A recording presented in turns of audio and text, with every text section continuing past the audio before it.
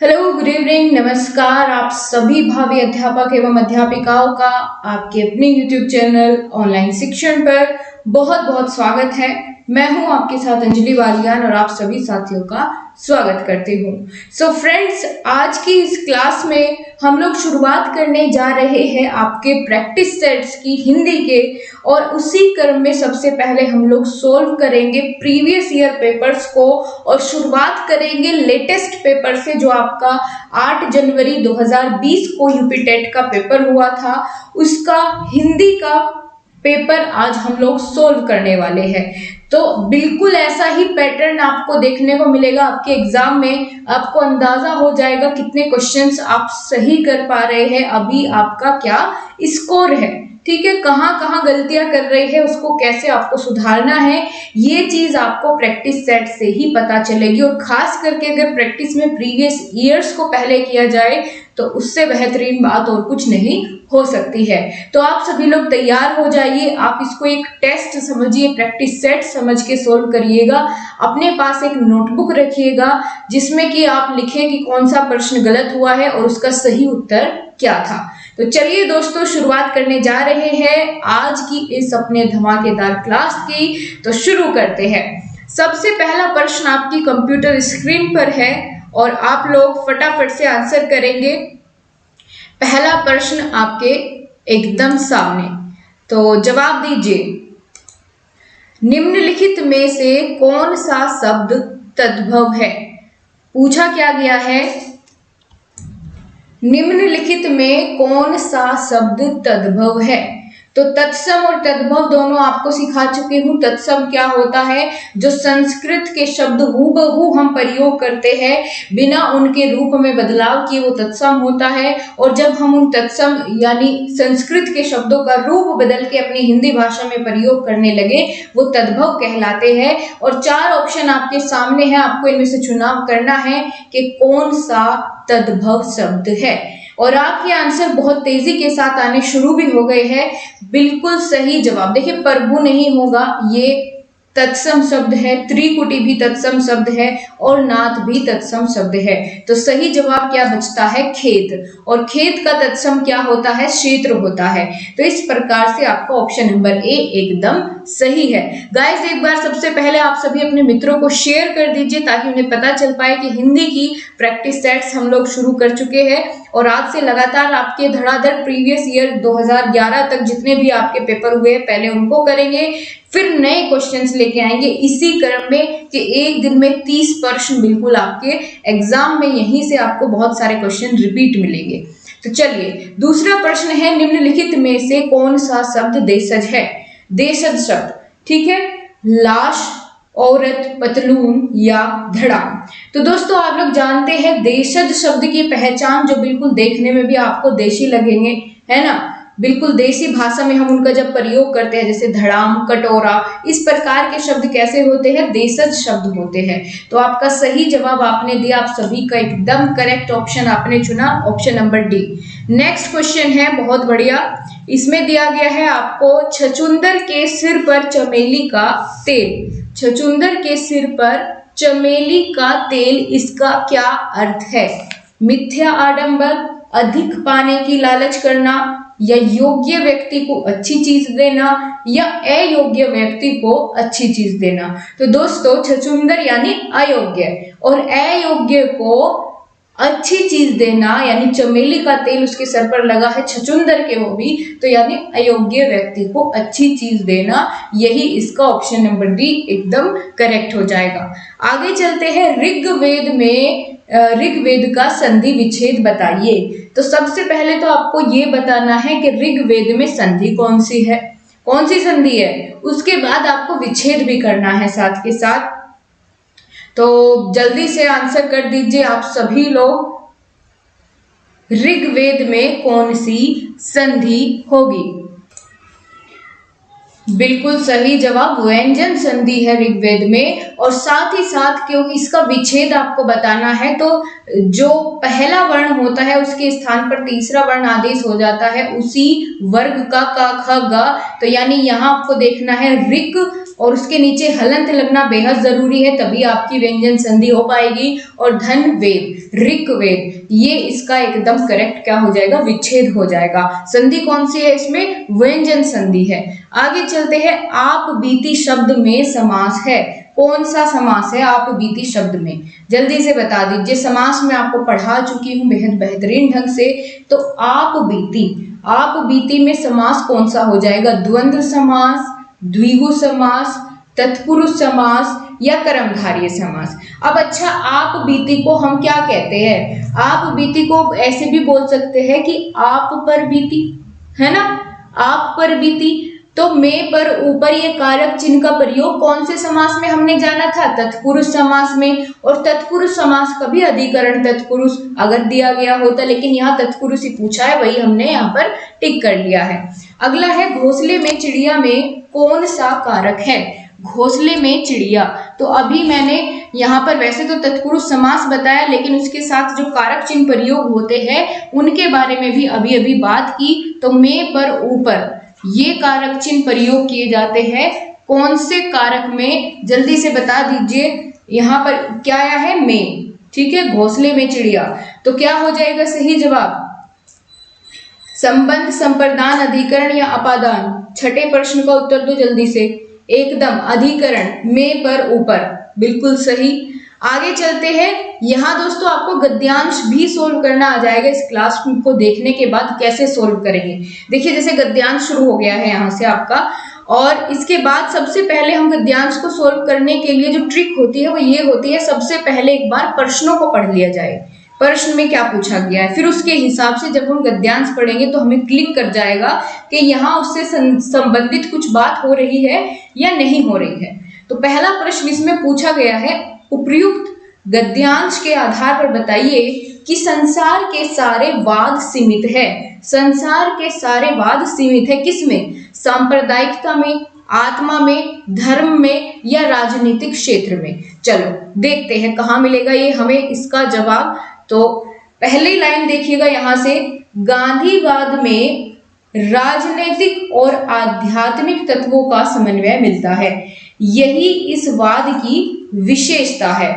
और संसार में आज जितने भी वाद प्रचलित है वह प्राय राजनीतिक क्षेत्र में सीमित हो चुके हैं। वहां कुछ ऐसा ही लिखा था कि सारे के सारे वाद किसमें सीमित है, तो यहाँ राजनीतिक क्षेत्र की बात की है। क्या ऑप्शन में ये था, जल्दी से देखो कहाँ है सारे वाद सीमित, बताओ, है ऑप्शन में राजनीतिक क्षेत्र, बिल्कुल सही। तो ऑप्शन नंबर डी इसका सही मान लिया जाए, बिल्कुल मान लिया जाए, यही होगा सही जवाब।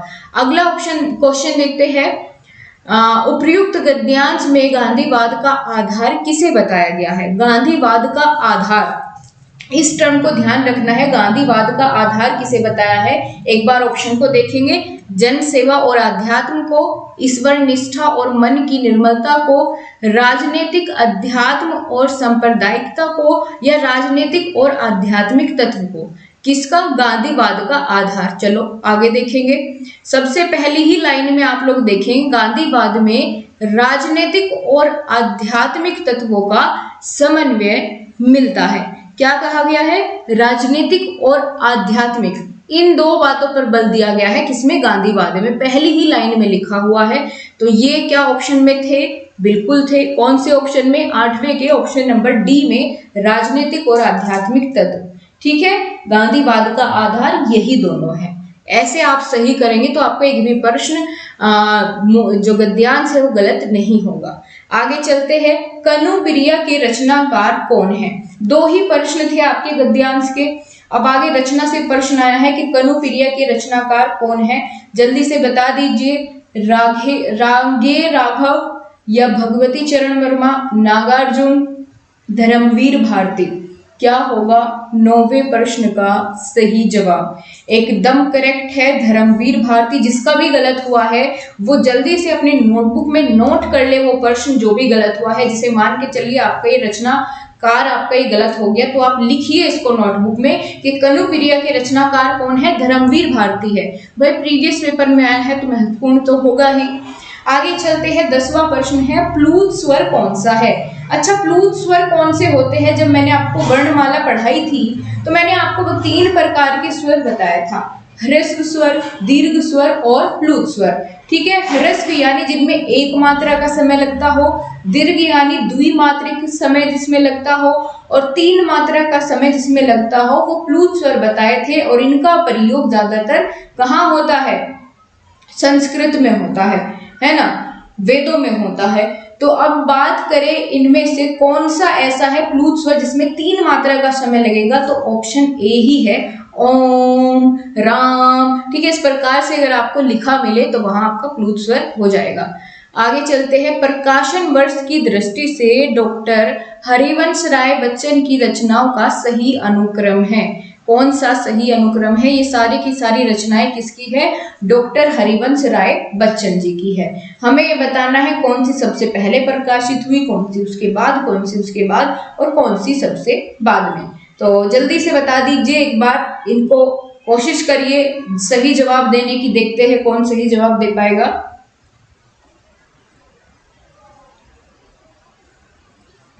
देखिए, सबसे पहले आती है इनकी पुस्तक इनकी रचना मधुशाला। ठीक है, मधुशाला, उसके बाद मधुबाला, फिर मधुकलश, और फिर उसके बाद आती है निशा निमंत्रण। निशा निमंत्रण ये सही क्रम में लगी हुई है, यही इनका क्रम सही है। ठीक है, मधुशाला, फिर मधुबाला, फिर मधुकलश, फिर निशा निमंत्रण, यही सही हो जाएगा। इसके बाद अगला प्रश्न है, सुमेलित कीजिए। अच्छा, यहाँ पर आपको मैचिंग करना है कि किसके साथ कौन सा सही है, तो इसको आप नोट कर लीजिएगा कहीं पर। ये समितियां भी कई बार आपसे पूछ ली जाती है। तो हिंदी साहित्य सम्मेलन कब हुआ था? हिंदी साहित्य सम्मेलन कब हुआ था? 1893, 1918 या 1910 में। तो हिंदी साहित्य सम्मेलन हुआ था गाइस 1910 में। कब? 1910 में, यानी पहले का क्या हो गया? सी हो गया। दूसरा, काशी नागरी प्रचारणी सभा की स्थापना कब हुई थी? काशी नागरी प्रचारणी सभा की स्थापना कब हुई थी? तो 1893 में हुई थी, है ना, 1893, यानी दूसरे का ए हो गया। तीसरे का देखो बचा क्या? राष्ट्र भाषा प्रचार समिति, ये कब हुई थी स्थापित? तो ये हुई थी आपकी 1918 में। ठीक है, कब? 1918 में, यानी CAB। चलिए देखते हैं ऑप्शन में मिलेगा क्या? CAB ढूंढिए, कहाँ है CBA? ये रहा ऑप्शन नंबर सी, देखो बिल्कुल सही जवाब। ठीक है, आगे चलते हैं। तुलसीदास की रचनाकार बेहद महत्वपूर्ण है, न जाने कितनी बार तो रिपीट हो चुकी है, ये आपको पता होनी चाहिए। ठीक है, मैं बता भी चुकी हूँ आपको पहले जब रचनाएं मैंने आपको कवर कराई। तो तुलसीदास के रचनाकार सूर्यकांत त्रिपाठी निराला। आप सभी ने एकदम करेक्ट इसका आंसर किया है। आगे चलते हैं, अन्या से अनन्या, ये किसकी आत्मकथा है? अन्या से अनन्या, यह आत्मकथा किसकी है? प्रभा खेतान, सुषम वेदी, उषा प्रियवंदा या मन्नू भंडारी? तो जल्दी से आंसर करिए, क्या होगा सही जवाब? अन्या से अनन्या, इसका सही जवाब है प्रभा खेतान। क्या होगा? प्रभा खेतान। ठीक है, ये इनकी आत्मकथा है, बहुत प्रसिद्ध है, याद रखिएगा।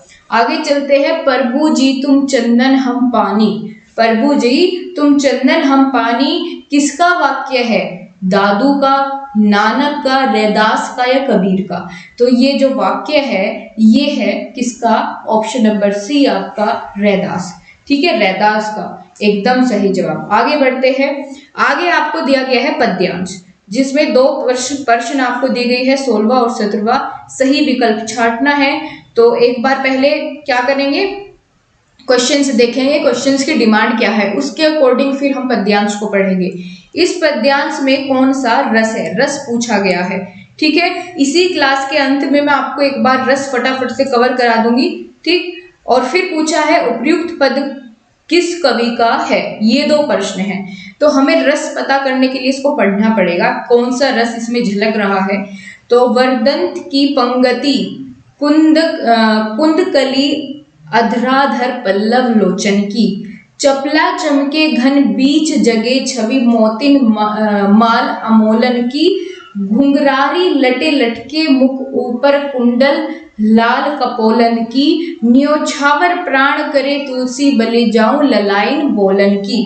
ठीक है, यहाँ ये ललाइन, ठीक है, इस तरह के शब्दों को देखकर आपको पता चल रहा है कि किसी बच्चे के बारे में कोई माँ बोल रही है ना, किसी बच्चे की के बारे में यहाँ पर सारे के सारे क्या किया जा रहा है, विचार प्रस्तुत किए जा रहे हैं। तो बच्चे से संबंधित जब माँ और बच्चे से रिलेटेड कोई रस प्रस्तुत करता है, कोई भाव दिखता है आपको, तो वहां पर आप लगाएंगे वात्सल्य रस। ठीक है, तो हमने पता चल गया इसमें कौन सा रस है, वात्सल्य रस है। अब कवि की बात करें तो ये जो पंक्तियां हैं ये तुलसीदास की है। किसकी है, तुलसीदास की है। तो ये थोड़ा सा आप इसको याद रखिएगा अगर रिपीट होता है। ठीक है, यहाँ आप इस लास्ट की लाइन ये जो लिखी गई है, न्योछावर प्राण करे तुलसी, तो यहाँ इन्होंने अपना हिंट भी दिया गया है कि भाई तुलसीदास ने लिखी है। तो कई बार ये भी थोड़ा सा अच्छे से आप देख लेंगे तो आपको पता चल जाएगा। कई बार अपना नाम लिख के रखते हैं, इसमें जो भी लेखक होते हैं, रचनाकार होते हैं, अपना नाम भी उसमें लिख देते हैं। तो तुलसीदास की ये क्या है, रचना है। आगे चलते हैं, उच्चारण स्थान की दृष्टि से कौन सा विशुद्ध विकल्प शुद्ध है, कौन सा विकल्प शुद्ध है, बताओ। शुद्ध ढूंढना है आपको। सा दंत्या होता है क्या, बताइए कौन सा इसमें सही है। चा कंठ से बोला जाता है, बिल्कुल नहीं। इचु यशा तालु, ठीक है, तो ये तो तालव्य होता है। ऋतु रसा मूर्धा, ये भी गलत दिया गया है। तसला, मैंने आपको ट्रिक से याद कराए थे, उच्चारण स्थान नहीं देखी है आपने वो क्लास जरूर से देखे। और तुसला दंता, ता वर्ग, और ये वाला सा, ये किससे बोले जाते हैं, दंत से। ठीक है, 18वें प्रश्न का ऑप्शन है एकदम सही है। आगे चलते हैं, निम्नलिखित में से कौन सा कथन अशुद्ध है, अशुद्ध पूछा है। तो हिंदी में ज्ञा का उच्चारण परंपरा से भिन्न हो गया है, क्या ये सही है, बिल्कुल सही है। हमको तो लेकिन यहाँ अशुद्ध चुनना है। ठीक है, अशुद्ध कौन सा है। श संयुक्त व्यंजन है, बिल्कुल, क्योंकि ये तो का और शा से मिलकर के बना होता है, सही बात कही है। ऑप्शन सी देखो, विसर्ग कंठे होता है, तो अकु विसर्गा कंठा, ये भी सही है, ये तीनों सही है। डी देखो, दो महाप्राण व्यंजनों का उच्चारण एक स्थान से हो सकता है, ये बात एकदम गलत है और इसने गलत ही पूछी थी, तो बिल्कुल सही जवाब आप सभी ने दिया। आगे चलते हैं, अगला प्रश्न देखेंगे यहाँ पर क्वेश्चन नंबर 20। और चलिए, मेरे लड़के ने मेरी आज्ञा का पालन नहीं किया। इस वाक्य में लड़के के विषय में कौन सा विकल्प अशुद्ध है, कौन सा विकल्प अशुद्ध है। लड़के, क्या ये एक वचन है या बहुवचन है, मेरे लड़के ने कहा है। ठीक है, बताइए क्या होगा सही। एक वचन है ना, एक वचन और बहुवचन में से ही कोई सा एक होगा, ऐसा तो नहीं है कि भाई एक वचन भी हो बहुवचन भी हो। और मेरे लड़के ने बोला गया है, तो मैंने जब वचन आपको पढ़ाए थे बहुत अच्छे तरीके से ये चीजें कवर की थी। ठीक है, बिल्कुल, तो यहाँ एक वचन होगा, ये बहुवचन नहीं होगा। तो यही हमने इसकी गलती पकड़ ली कि अशुद्ध जो है ये बहुवचन जो इसने बताया यही गलत है। बाकी लड़के पुल्लिंग भी है, कर्ता भी है यहाँ पर, तो ऑप्शन बी सही जवाब है।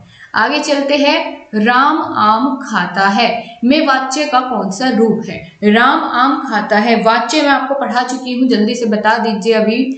तो भाव वाच्य है, उभय वाच्य है, कृत वाच्य है या क्रम वाच्य है, बताइए। राम द्वारा आम खाया जाता है तो क्या हो जाता, कर्म वाच्य हो जाता। और राम से आम नहीं खाया जाता है तो भाव वाच्य हो जाता। लेकिन इसमें तो सीधा सीधा आपको क्या दिख रहा है, कृतवाच्य पता चल रहा है देखने से ही, तो सी बिल्कुल सही हो जाएगा। आगे चलिए, रहीमन पानी राखिए बिन पानी सब सून, पानी गए ने उबरे मोती मानस चून। इस दोहे में कौन सा अलंकार है। अलंकार मैंने आपको अभी नहीं कराए है, बाकी जो जो सामने आता रहेगा उसके बारे में मैं आपको कंफर्म करती हुई चलूंगी। अभी आप जैसे ही इस दोहे को पढ़ेंगे तो आपको पता चलेगा कि यहाँ पर क्या हो रहा है। पानी शब्द की आवृत्ति एक तो 2 बार हुई है ना। पानी शब्द की आवृत्ति कितनी बार हुई है? 2 बार हुई है। अभी देखिए आपको ये चारों के चारों अलंकार क्लियर हो जाएंगे जो ऑप्शन में भी दिए गए हैं, रूपक, उत्प्रेक्षा, श्लेष और उपमा। सबसे पहले बात करते हैं किसकी? रूपक अलंकार की। रूपक अलंकार में क्या होता है, कैसे पहचान करते हैं?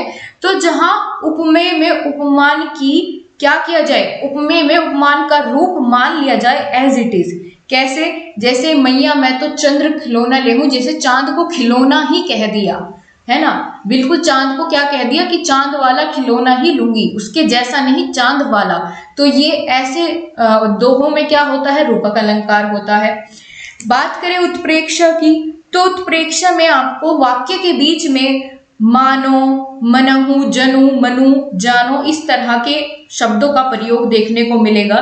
ठीक है, बिल्कुल। जैसे हिम के कर्णों से पूर्ण मानो हो गए पंकज नए, तो मानो, मनु इस तरह के शब्द जहां आपको मिल जाए वहां क्या हो जाएगा? उत्प्रेक्षा अलंकार हो जाएगा। बाकी इस टॉपिक को मैं एक बार फिर आपको पूरा कवर करा दूंगी।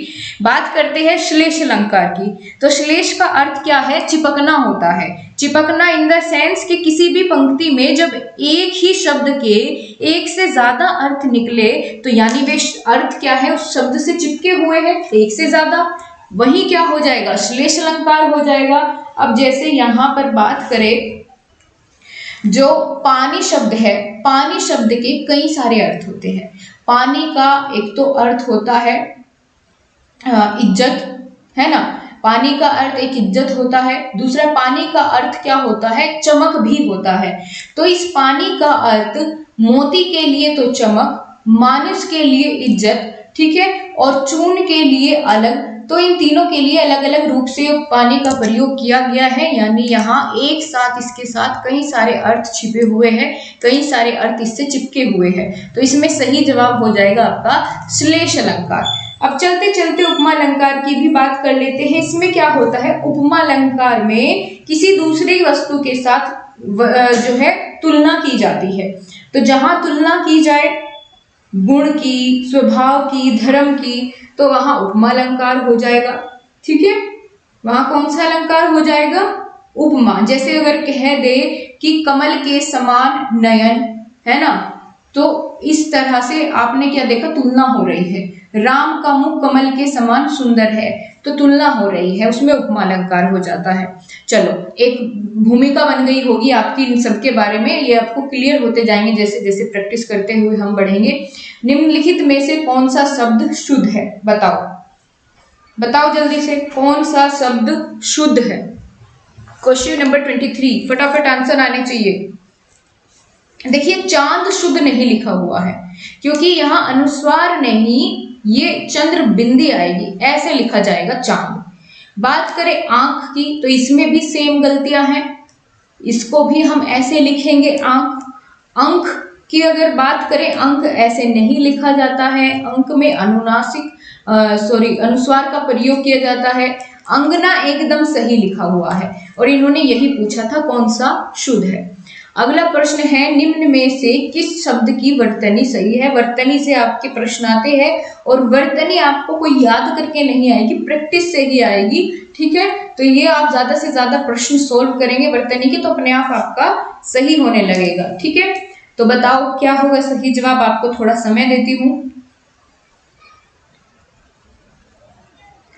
बिल्कुल, आप लोग सी ऑप्शन के साथ, ज्यादातर आप सभी ने सी ऑप्शन चुना, एकदम करेक्ट है। देखिए, अगर इसका विच्छेद करें तो कैसे होगा? समधन निधि। ठीक है, समधन निधि। इसमें कौन सी संधि है? बताना जरा, कौन सी संधि है इसमें? बिल्कुल, एकदम सही। आगे बात करते हैं, उपचारात्मक शिक्षण की सफलता निर्भर करती है किस पर? ये थोड़ा पेडागोजी से रिलेटेड प्रश्न आ गया, लेकिन कोई बात नहीं, आप आसानी से इसका सही जवाब पहचान पाएंगे। जो उपचारात्मक शिक्षण होता है उसकी सफलता किस पर निर्भर करेगी? समय व अवधि पर? बिल्कुल नहीं, एलिमिनेट करो। समस्याओं के कारण की सही पहचान पर? क्या ये होगा इसका? तो बिल्कुल, उपचारात्मक शिक्षण सफल जभी तो होगा जब समस्या के कारणों की हम सही से पहचान कर लेंगे, तभी तो उनका निवारण करेंगे, है ना। तो ये बिल्कुल सही हो जाएगा। आगे देखते हैं, उपचारात्मक शिक्षण की सामग्री पर? एकदम गलत। भाषिक नियमों के ज्ञान पर? ये भी गलत। तो सही क्या होगा? बी। आगे चलते हैं, प्रयोजन हेतु समानार्थी शब्द नहीं है। इनमें से प्रयोजन के समानार्थी शब्द कौन सा नहीं है, बताओ। प्रयोजन का समानार्थी हेतु भी है, उद्देश्य भी है और लक्ष्य भी है।